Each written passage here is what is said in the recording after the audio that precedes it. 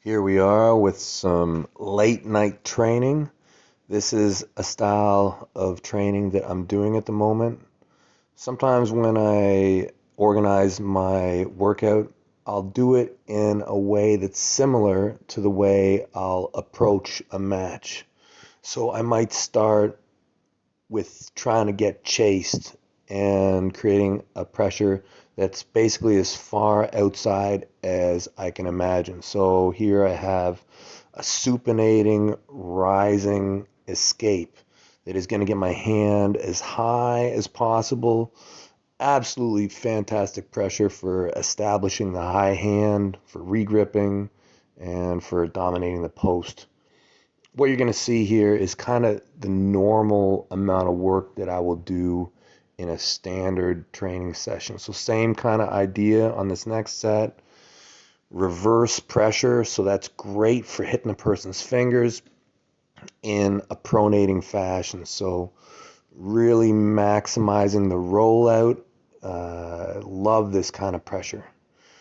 Right now, in my blocks, every time I get on the table, I'm trying to do more reps at the same weight. So I've done this style of training for basically ever. I kind of always come back to this kind of training, just where it just forces a kind of slow rise in intensity. So here, looking at the post, this is really probably one of your most important exercises.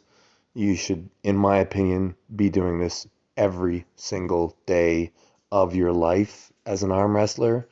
Rising, always be climbing. You can say that. ABC, always be climbing. At any point in any match, get your hand higher, make the skin slip, make them come to you, become more efficient. Who's holding on to who? These are ideas that are constant and consistent throughout all arm wrestling. And the muscles heal really quick too. Here, I think I'm doing a set of 100. So uh, normally when I do this type of training, at the beginning of the day, I go heavy, and as the day drags on, I'll start to do more volume and higher repetition work. Man, I'm looking huge right here. Like the lighting was perfect on this set. I don't know. I'm gonna have to measure again, but I feel looking at me right here, I feel like my bicep is definitely getting bigger. And yes, as you guys can kind of tell, I am still doing the pumpkin system. So I don't do anything with my left hand. Nothing. Everything I do, I'm a right-handed dude.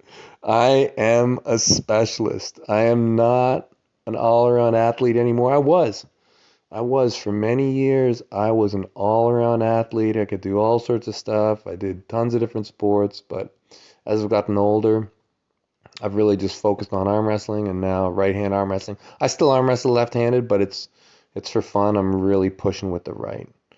So that kind of puts an end to this evening's outside portion of the circuit. So now we start to move into the meat and potatoes, start to move into the cupping and more inside portion of the training. So it is kind of the same way I approach a match. Normally, I will start to attack a person's fingers, work mostly on position and extension, and then I'll start to get my wrist involved. And towards the end, I'll start to bring in more and more of my bones. Test your frame. That is the final thing in arm wrestling. And I find when I do those sets later, it kind of reduces my chance of injury as well.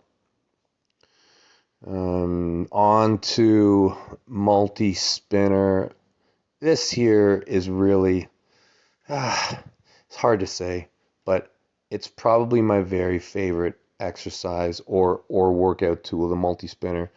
I think if I could only do one exercise, it would be multi-spinner, either high or low, depending on who my opponent was.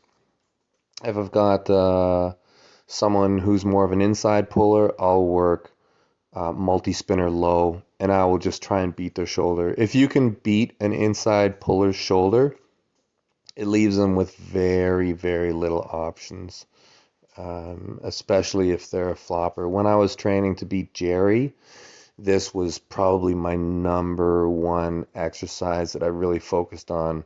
Multi-spinner low cup forces you to commit your shoulder and keep good hand position throughout the process. So it's a real test your frame type of move.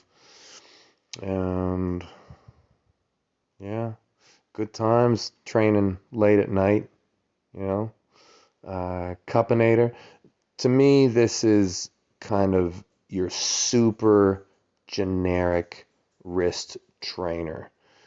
I do like multi-spin, but just to get a full, even wrist attack, it's really hard to beat a cupinator, especially the way it puts the pressure right all the way out into your fingertips. It feels just like you're pulling in a strap, really isolating that wrist flexion part of the game.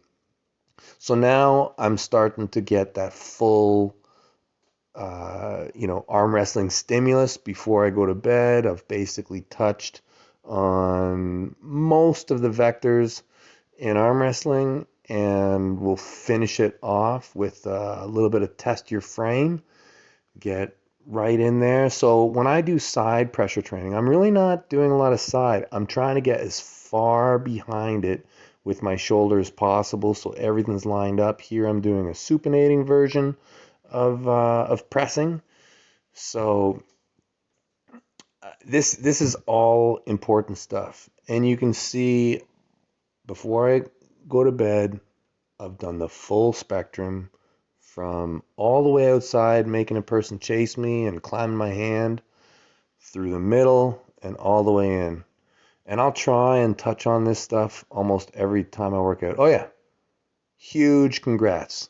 Gennady Kvikfinia, the most intense man in arm wrestling, has just beat my hook cheat record.